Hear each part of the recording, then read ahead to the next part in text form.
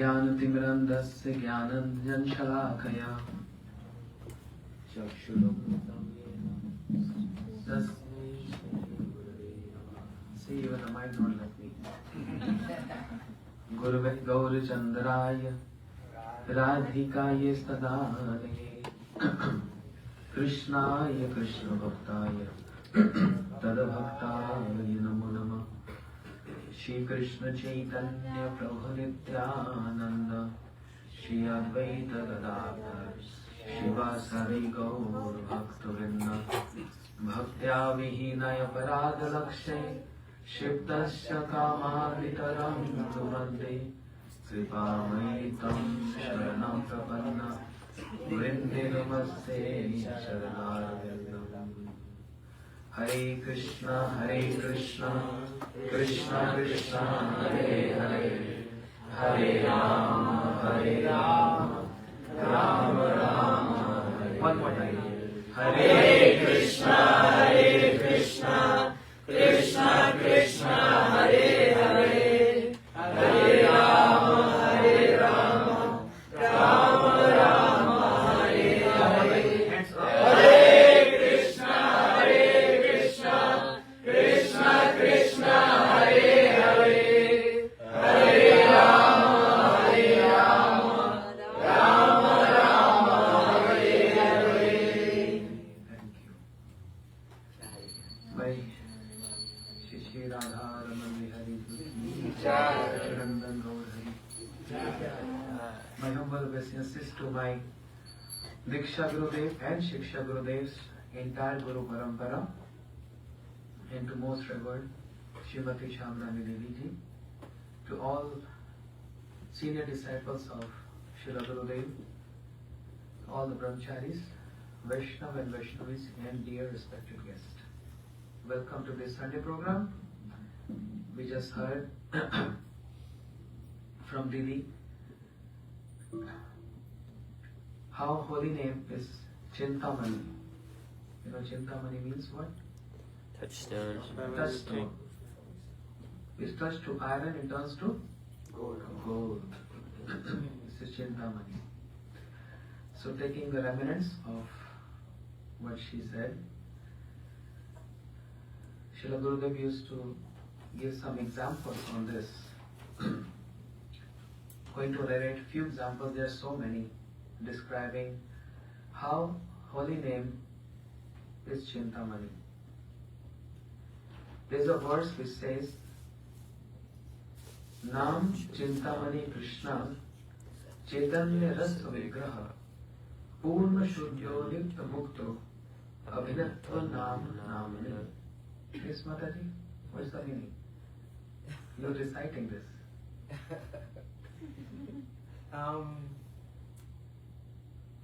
It means that, you know, Abhinatvan Nāma, we know that these names are more, they have more value than the most valuable thing.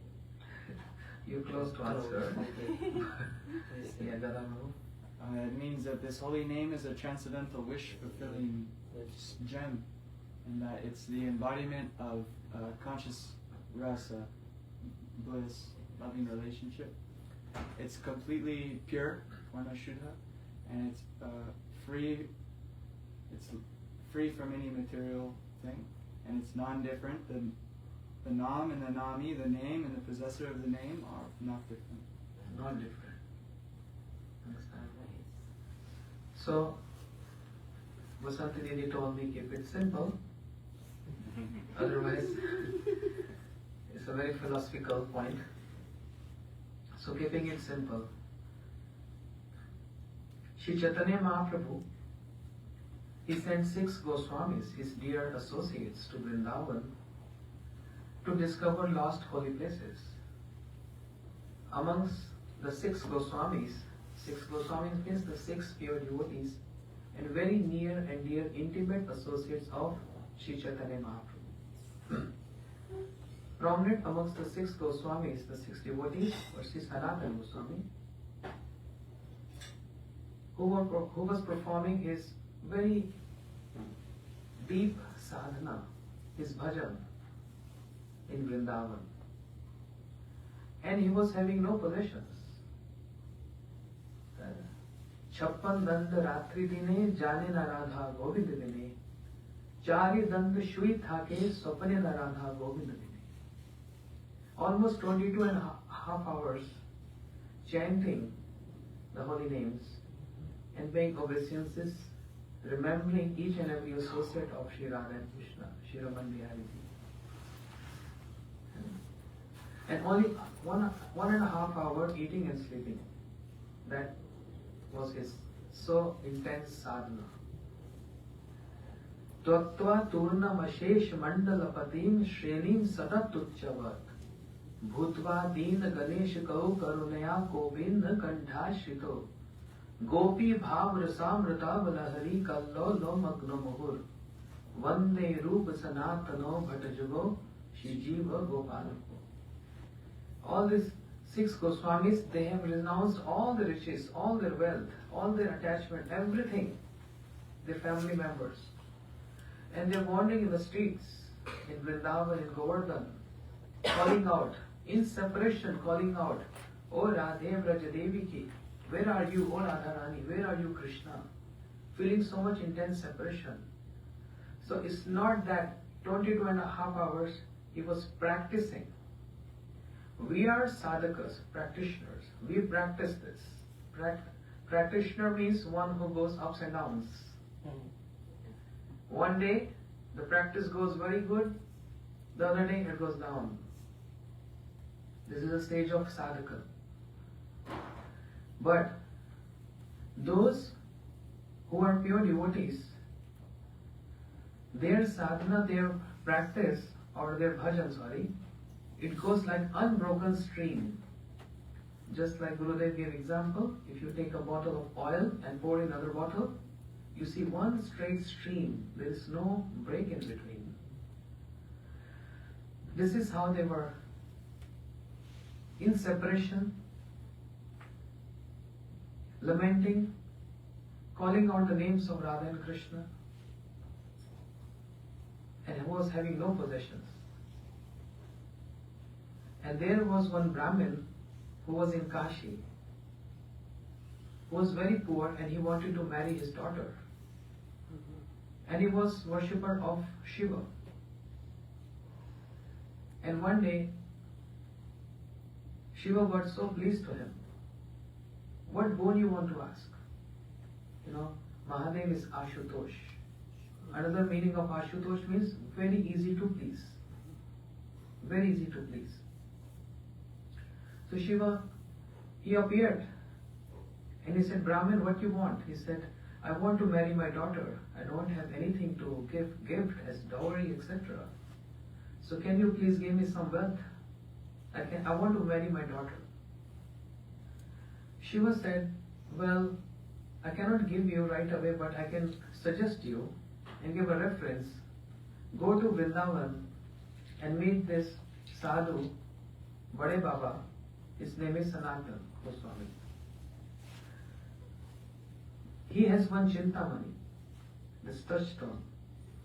If you go and ask him, give my reference, he will give you this cintāmaṇiḥ, this touchstone. You can touch any iron, it's going to turn in gold, and you can have so much wealth and give as much dowry as you can. He was so excited, so happy. Thank you so much, oh Mahadev, thank you so much. You know, so many people, they approach Shiva for material benefits. As in Bhagavatam it says, Dev asur manusheshu je bhajanti suram asuram pray dhani no bhoja natu lakshmi pate hare. Very surprisingly, Shiva, who keeps no possessions, and he's only sitting without any shelter, but anyone who worships Shiva gives all the wealth, all the opulence to those who worship him. But on the other side, Narayan, Krishna, endowed with all opulences, and if anyone worships them, Krishna makes them beggars in the street. contrary to that. Shiva, who has nothing, no possessions, but he gives all possessions to anyone who worships him.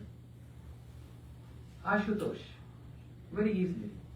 And Krishna, who endowed with all opulences, Lakshmi is massaging his feet.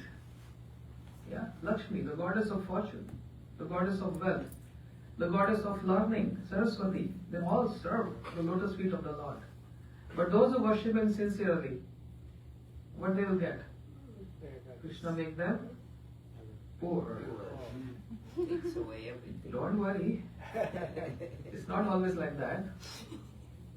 But you have to understand the internal meaning of this. Receiving wealth, receiving any fulfillment of any material benediction boon is not guarantee that Shiva or Krishna is pleased with you. They're fulfilling your desires doesn't mean they're pleased with you. Those who are getting this wealth and possessions from Shiva, they get entangled in three modes of material nature. Mode of goodness, passion and ignorance. Whereas, we want to get out of these three modes of material nature to get to transcendental mode, transcendental abode, beyond these three modes of material nature, nirgun state. And that, who can give that position? Only Krishna. Therefore, he gives whatever is required. And those who can digest this. Otherwise, if we get so much possessions and wealth, we're always thinking how to spend this money. For our sense enjoyment. For our sense enjoyment. Moment money comes in the pocket, what comes in the mind? Let me spend this. If $100, a small restaurant. Suppose if someone earning $5,000, let's go to 5-star hotel. Dining there. If someone getting 50 million, let me buy a jet. So there is no end to this. All this growing and growing and growing. And that's why Bhukti Mukti Siddhi Kame Sakali Ashant. All those who are striving for material benefits, striving for getting perfections, striving to getting liberation, Sakalai, they all ashant, they're always restless. There is no peace in their life. Even those who are striving for mukti, liberation, no peace in their life. And the best example is the four Kumaras. The four Kumaras, Sanat, Sanandan, Sanatan, Sanat Kumar. They went to Vaikuntha. Long story, keeping it short. They went to Vaikuntha. Lord Narayan came there. All the way running at the gate because his servants Jay and Vijay got cursed.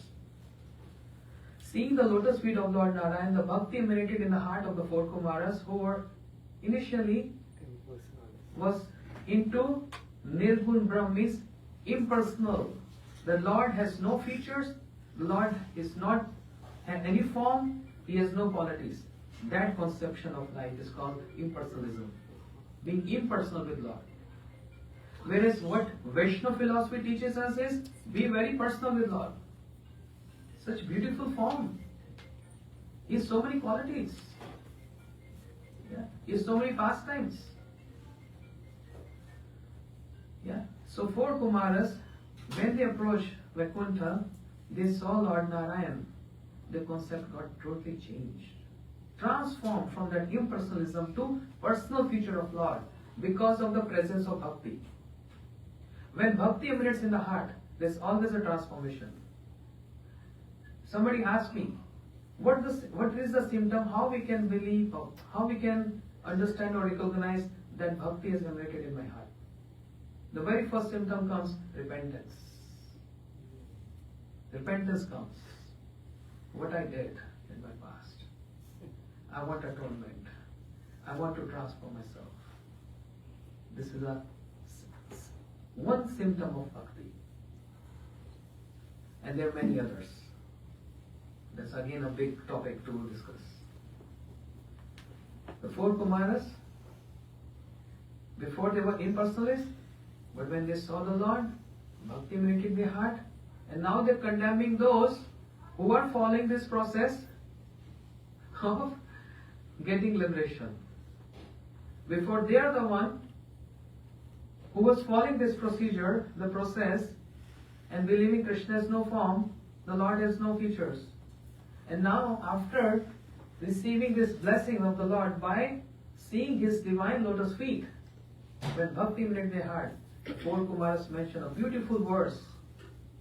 Yad pad pankaj palash vilasha bhaktaya. Srila Bhaktivedanta Swami Maharaj, Srila Prabhupada, he used to utter this verse a lot.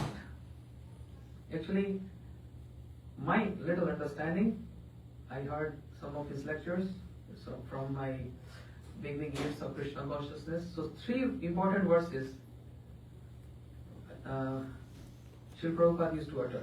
One is this one. Yad pad pankaj palash vilasha bhaktaya karmasha gatitam utkaratita santaha tadvadna rikta mateo yato api ruddha shodgaram taranam bhaj vasudevam.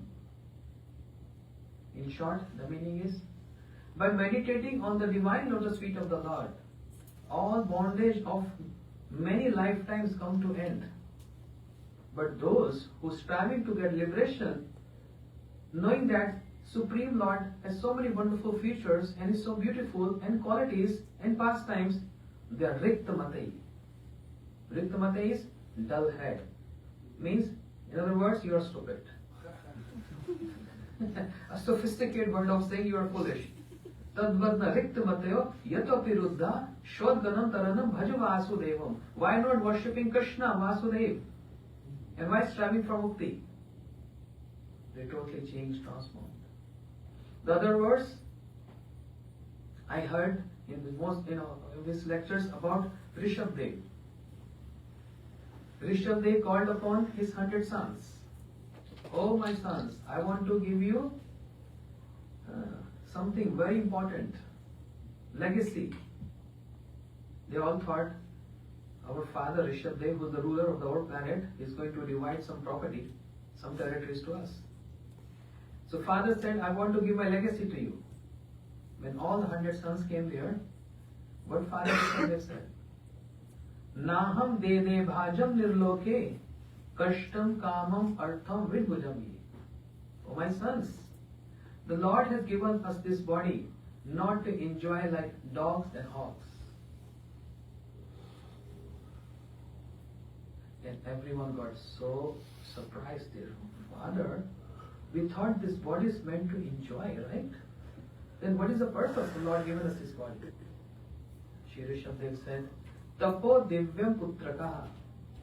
The Lord has given this body not for enjoyment, but to perform bhajan, practice, devotional practice to the Lord.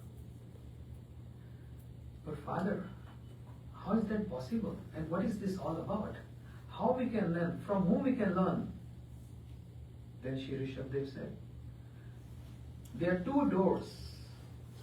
Whichever door you want to choose, your choice.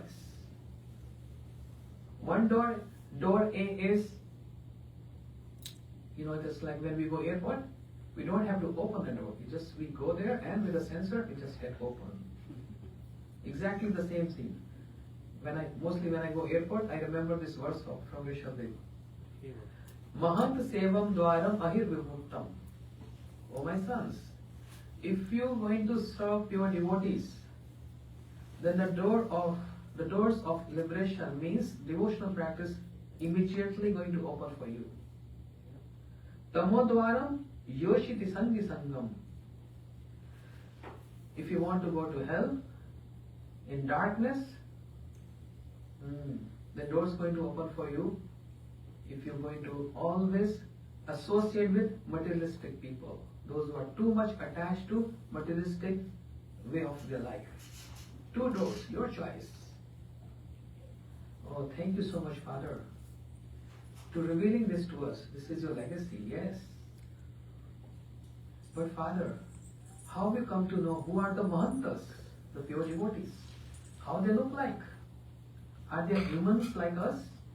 Or they are from spiritual world, different kind of body? How we can recognize? Shri Rishabdev says, with symptoms.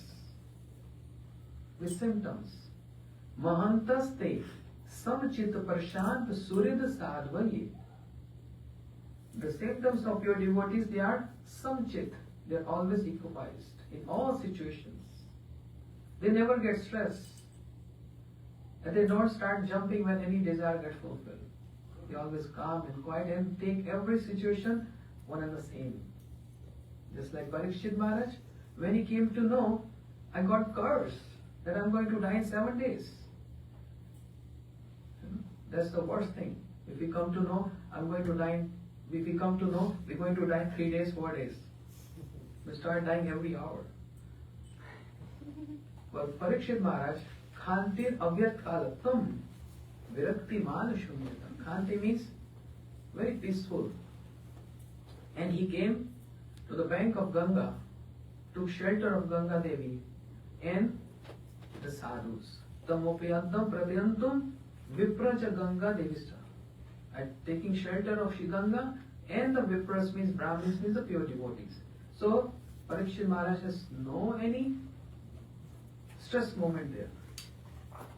So the symptoms of pure devotees, mantastu samchit prashanta. Prashant means like ocean. Prashant means, shant means peaceful. Prashant means Ocean. prakashta rupena shanta. The Sanskrit means more than peaceful. And I take this in a different way. More than peaceful means restless. Restless not with a materialistic definition, with a transcendental definition. Because the pure devotees, they're never peaceful in the sense, not peaceful in serving their worshipable Lord. They always feel restlessness, they want to serve more, they serve more and more and more and more and more. There is no saturation in that serving. Whereas in any material enjoyment, it can be any XYZ. It goes elevation, then it goes to saturation, and after saturation, that enjoyment doesn't look enjoyment anymore. It just starts fading. But spiritual world is totally different. And therefore all the sadhus, all the pure devotees, they're always restless and they want to serve their Lord more and more and more. There is no saturation there. Shri Rupa Goswami, Shri Narottam Thakur, Srila Prabhupada. I mean, Didi is here, she's eyewitness. Was Srila Prabhupada very peaceful or he was always so restless and want to preach more and more and more? Why opening so many temples? Why open so many gurukuls? Why initiating so many disciples? Why taking care of so many devotees worldwide? Because of this great quality of par dukhe dukhi.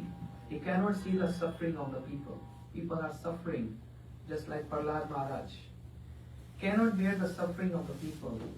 And he prayed to Lord Nrsimhadev, may I alone suffer the sufferings of everyone, but please make everyone happy and blissful by giving them your devotion, your bhakti.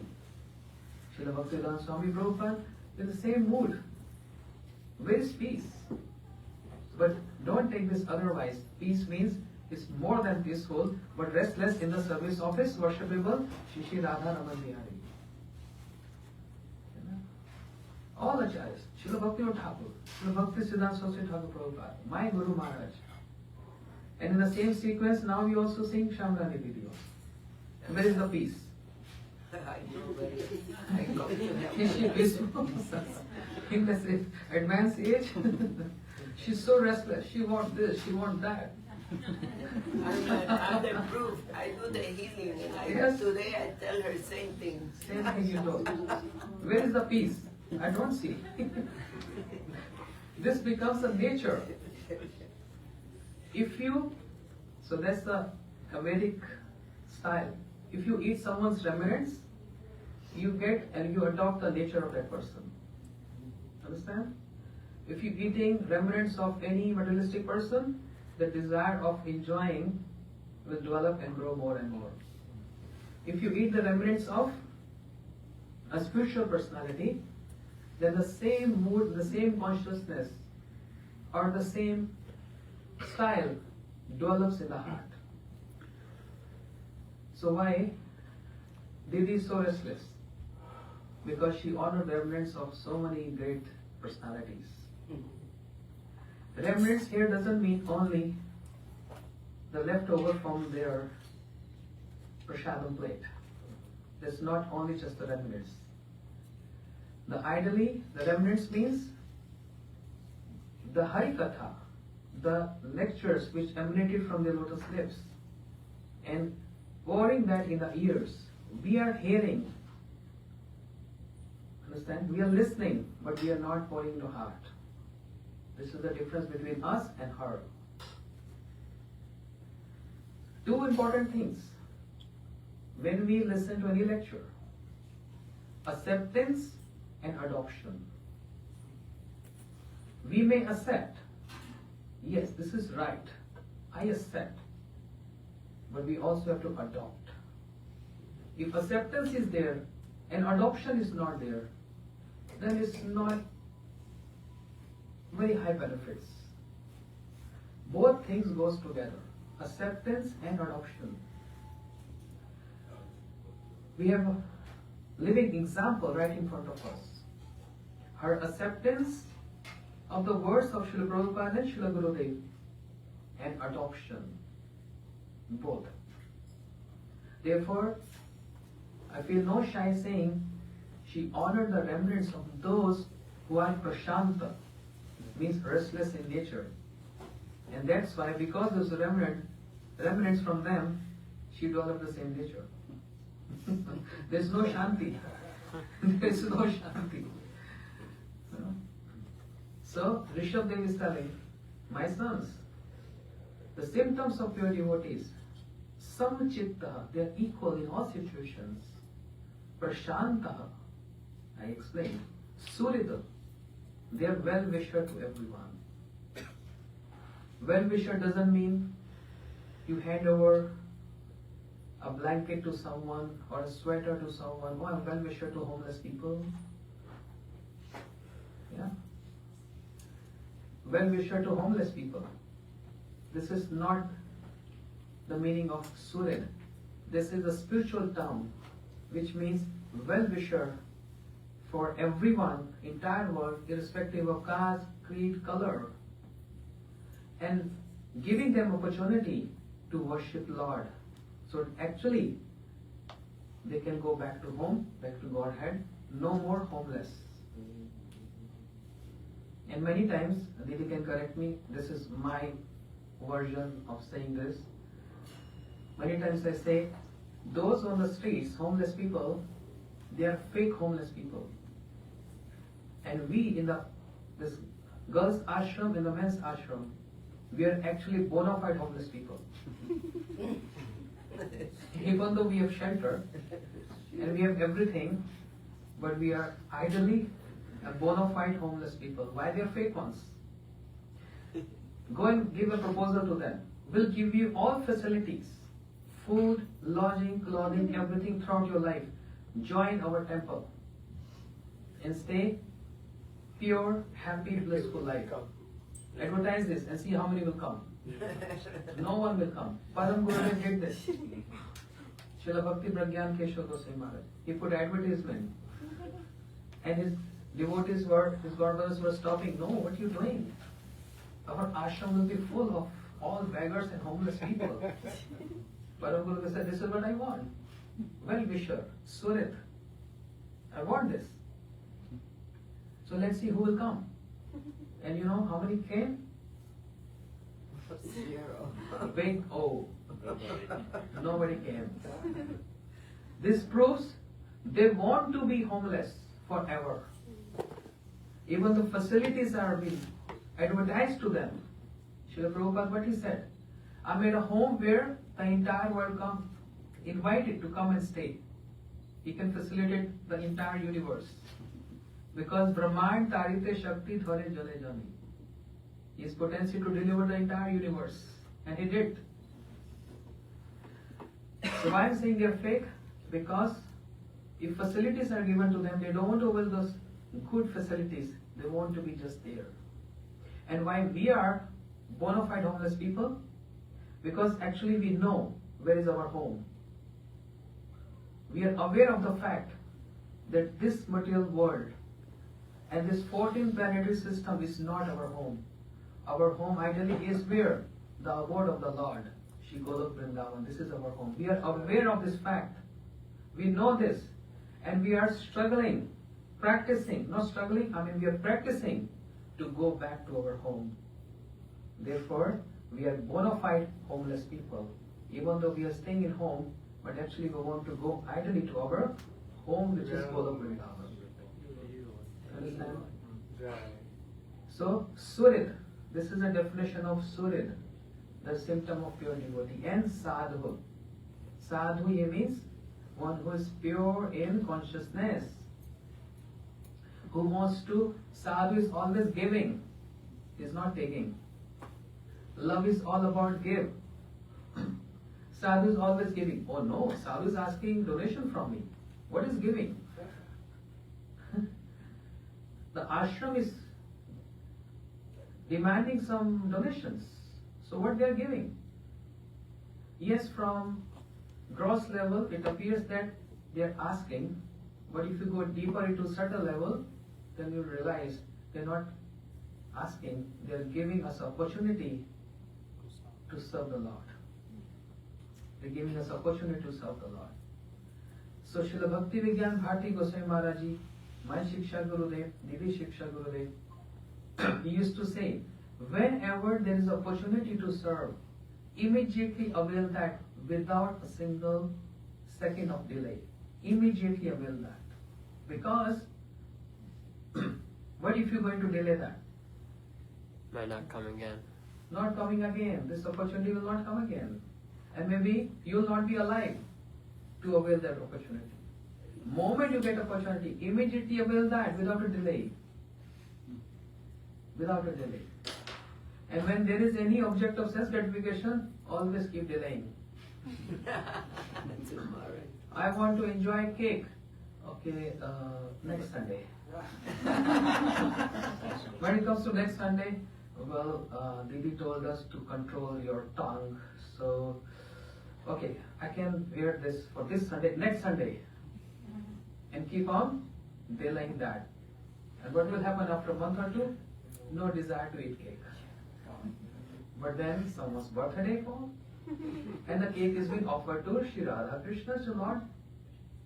Then is bona fide to receive this as prasadam. Understand? That means not going bakery to buy a cake, but wait for some special occasion to come and offer to the Lord as a prasadam, and then we're receiving this. Yes? Then the tongue gets its satisfaction, and not just satisfaction, but the purity of honoring Krishna's prasad. Prasad sevite hai sakal prapanch jai. Srila Bhakti Thakur is writing on Ekadashi song, Shuddha Bhagata Charana Renu Bhajan Anupura.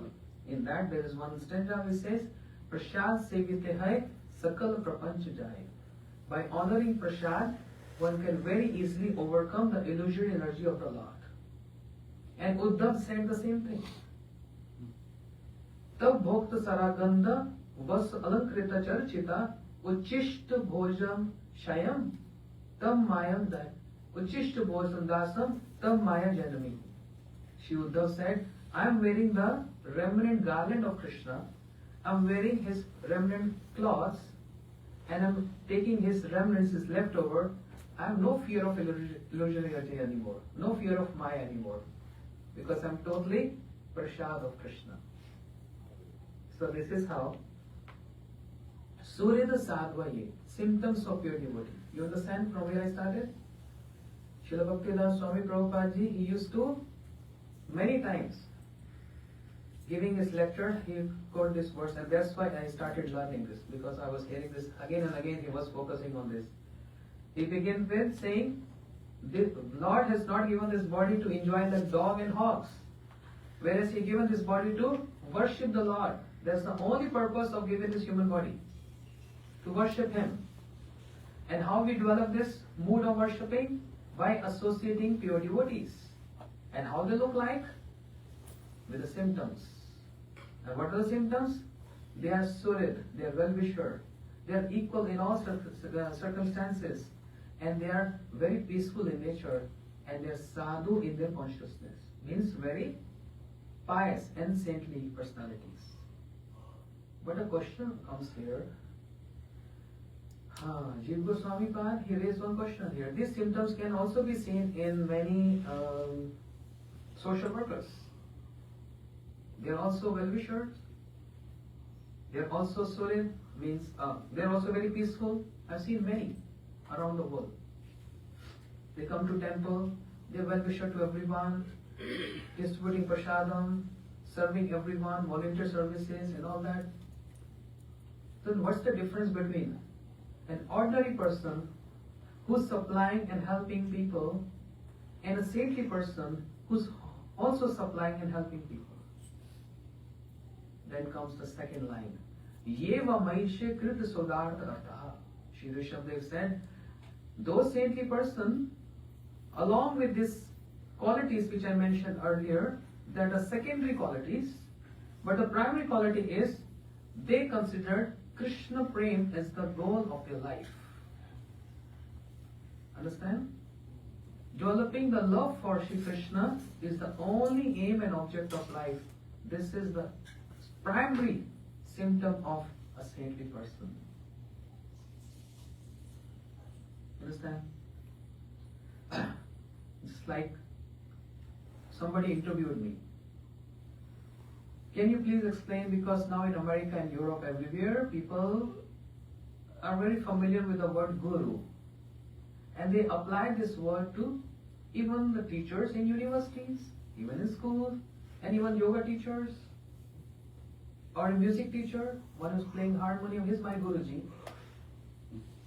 One who teaches us playing veena, guitar, he's my Guru. Understand? Because they're teaching, they're Guru. So what do you have to say on this? I said, I have so much to say on this.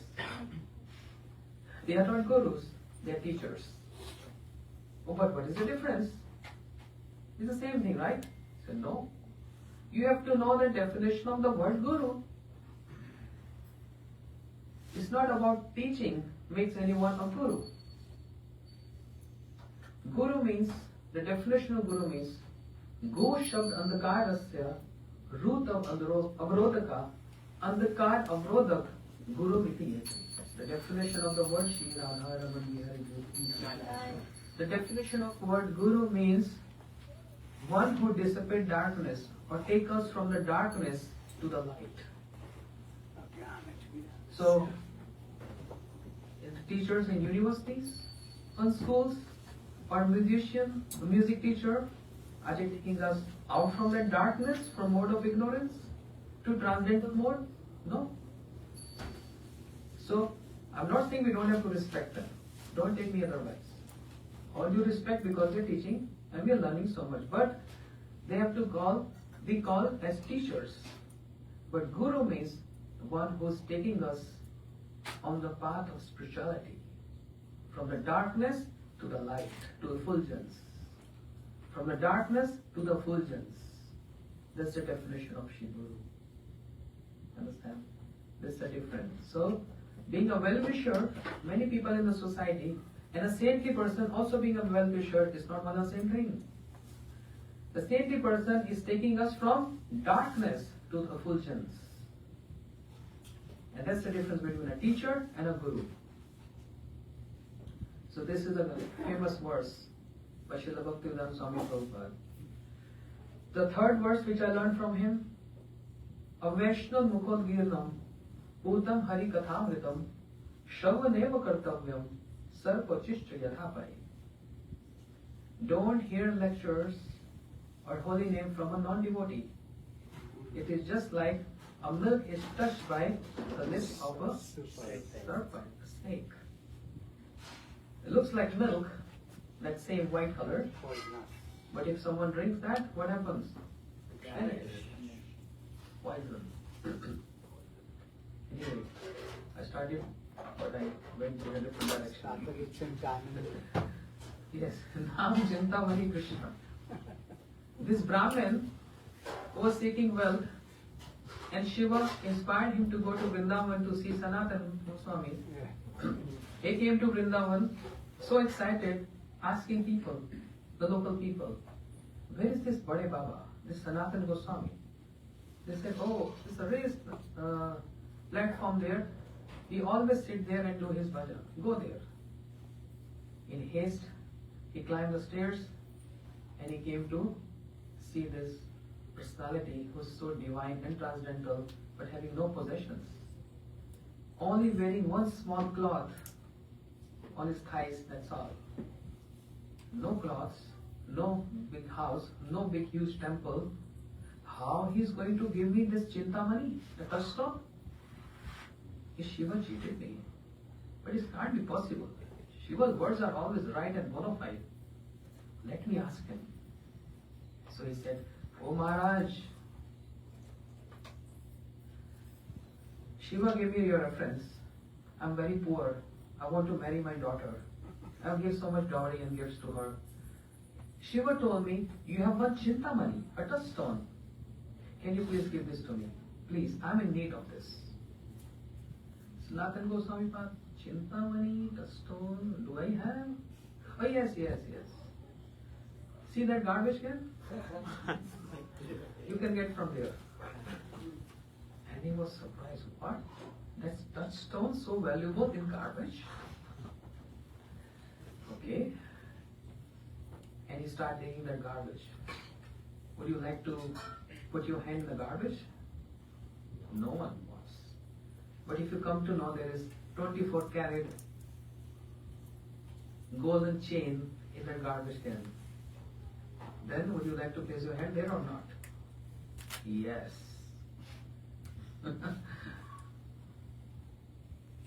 So he went to that garbage can, he started digging and he found that cintāmaṇiḥ so shiny, radiant, the cintāmaṇiḥ. But he was doubtful. How come this saintly person, Sanatana Goswami, is throwing this cintāmaṇiḥ in garbage? Is Shiva and Sanatana Goswami, they are playing with me or what? Let me test this. He was having one iron ring. He touched, become gold. Ooh, that's some magic. Touching any iron turns to gold. Imagine if we have this touchstone here in Miami. Wow. And everyone can book their dates. Bring your IDs. You can have this touchstone for 2 hours. Making everything gold. My car is gold, my house is gold. What are you going to do with the gold? Imagine if someone bind you with a shackles, iron chain on your chair for 1 week, and someone bind you with a golden chain for 1 week. What is the difference? Oh, gold around me. But your movements are checked there. You can't move. You can't eat, you can't drink, you can't sleep. Does it matter if the chain is with iron, silver or gold? Doesn't matter. So if we have gold all around us, with money you can buy bed, $100,000 bed. But with money you cannot buy sleep. With money you can buy 100 preps to eat. But with money you can't buy appetite. Understand? This is the value of gold. From the spiritual perspective. And he thought, wow, it's turned to gold. Now I'm going. Thank you so much. Thank you so much. He was thinking in his head, now I'm going to make everything gold. And there was so much dowry. But wait a minute. This Baba, this saintly person, thrown cintāmaṇiḥ, the touchstone in garbage. Maybe he has some other jewel or other stone which can make diamonds instead of gold. Greed. I must go back. He came back and said, Oh Baba, do you have any superior money?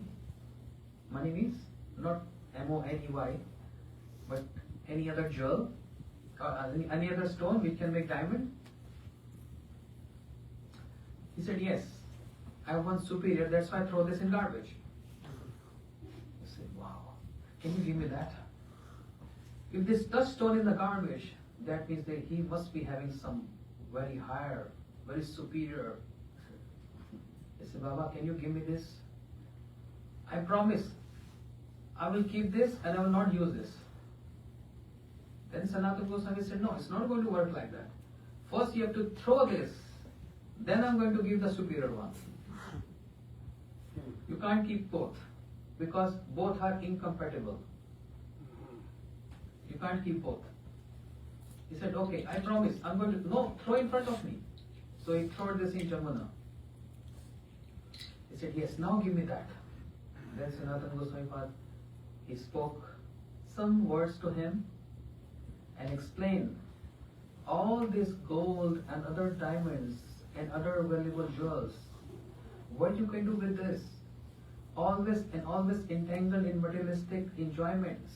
That's all. Which always go to a saturation and then fade. I want to give you something more superior if you're ready to accept this. He said, yes, really, I want this. Then Sanatana Goswami said, that touchstone is holy name. Holy name. With that touch of that holy name, there are so many terrorists in the history, so many sinners in the history, they got transformed to a gold. Even a prostitute whose business was to just earn money and to defame, she got changed with the touch of this holy name. This prostitute who came to Shri Haridas Thakur to make him fall down, but just by hearing the holy name from the lips of a pure devotee, Shri Haridas Thakur, this prostitute got totally transformed. She became a pure devotee. Se Vaishya holo param mahanti, bada bada Vaishnav tar darshan janti. That prostitute became a mahanti, means a pure devotee. And all, not ordinary people, practitioners, sadhakas, but great personalities were coming to having her darshan with a touch of this holy name. Understand? Who wrote Ramayana? And what was his conduct before? Murderer.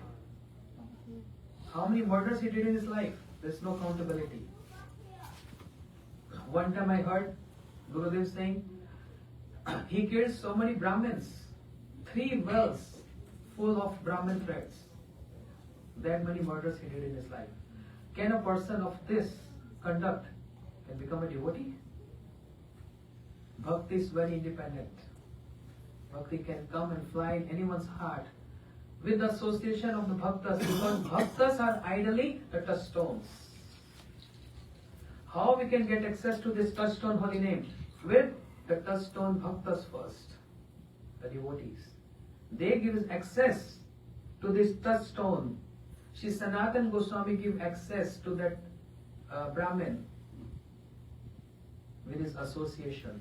So first of all, who is the touchstone? Who is the cintāmaṇiḥ? The pure devotees. Shri Haridas Thakur is cintāmaṇiḥ. And then we receive that effulgence from them, so that we can also get transformed in our life. So even prostitute got changed. Valmiki was a murderer. Can a terrorist, a murderer can become a devotee? Yes. Everyone is qualified. Everyone. This is inherent. What?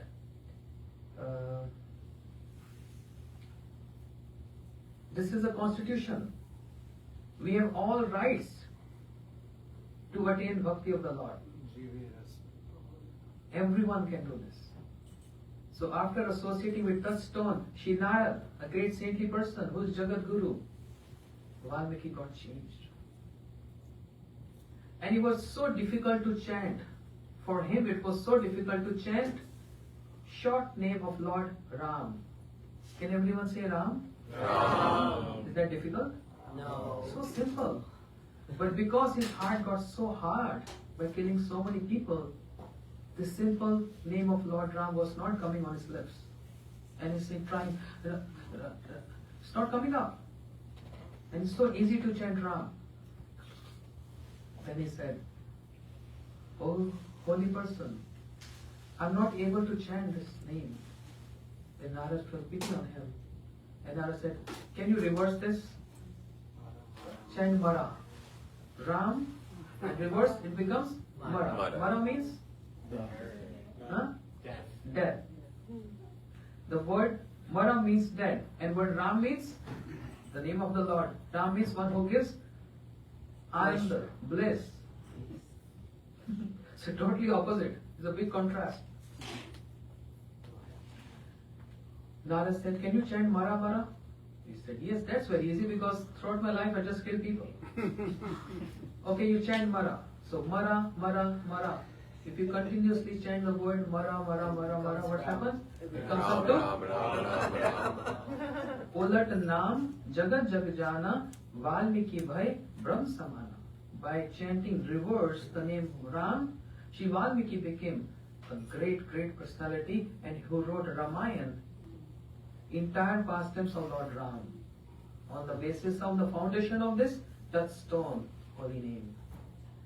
You see, there are thousands of examples. Thousands of examples. A living example is me here. We're living in this materialistic life. Just enjoyment, enjoyment, enjoyment. But a holy person, Srila Gurudev, given a life, he's rightly a touchstone. And he gave this a touch of that stone. What is that touch of? Holy name. And by practicing this transformation, bound to happen, transformation. I'm ending up, just one word, 1 minute only. I know I took so much of time, but just another example, one hunter who was killing animals half dead. What was his name? So Narad also came to him, gave him word of wisdom, and that hunter also got changed. Weeping and crying. Who was feeling so much? Who was feeling so much?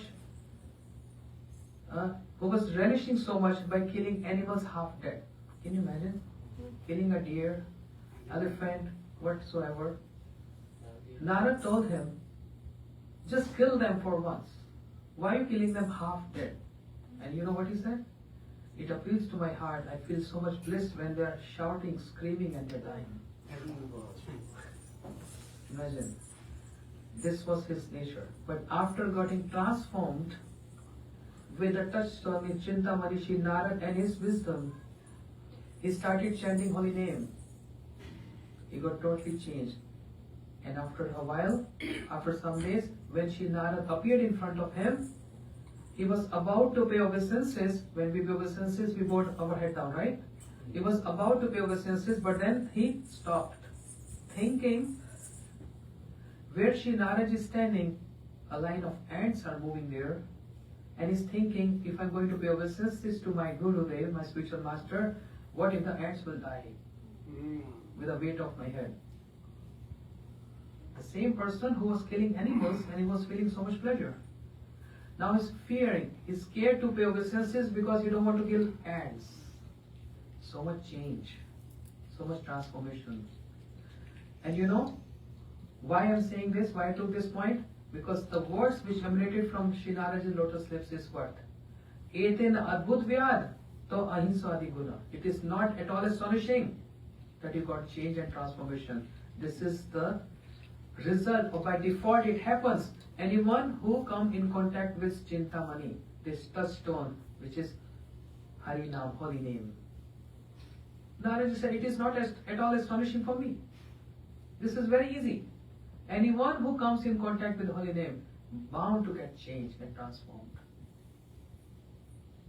You become non-violent. It is not at all astonishing for me because you started chanting holy name. Understand? So, don't do violence. Do we? Violence? Yes. According to definition, by Srila Bhakti Siddhanta Saraswati Thakur Prabhupada here, He said, violence means what? You seeing your friends, you seeing your relatives, and you're not speaking about Krishna to them. You're doing violence to them. Become their well-wisher and tell them what you heard on Sunday. When you come on Sunday hearing from Didi, whatever you heard, whatever you can recollect, or whatever you can write down on your phones, notes, just go and tell your friends. Call them, hey, I went to Sunday program. It was so nice. Big feast. Beautiful seeing of the Lord. And this is what I heard. It really affected my heart. When you're doing so, it's called non-violence. But if we know someone is our friend, relative, and if we're not telling them, we're committing violence to them. In a very subtle sense. Thank you so much. Hare Krishna. Thank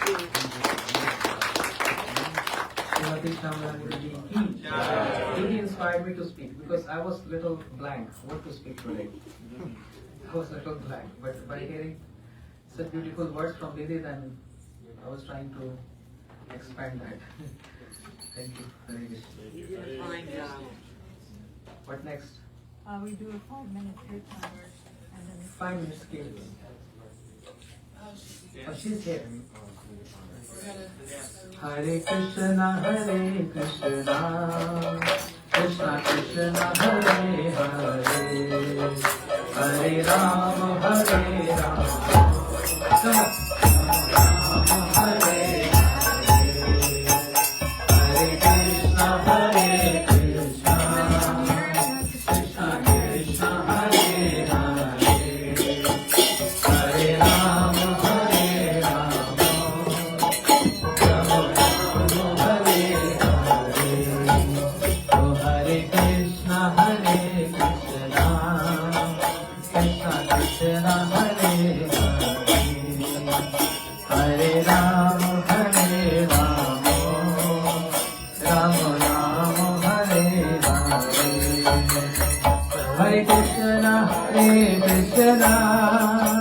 Krishna Krishna Hare Hare, Hare Ram Hare Ram. Ready? Ram Ram Hare Hare, Krishna Hare Krishna, Krishna Krishna Hare Hare, Hare Ram Hare Ram. Sit down. Everyone sit down. Nitai Gaura Hari Bo, Hari Bo, Nitai Gaura Hari Bo. Everyone come forward and sit down. Hari Bo.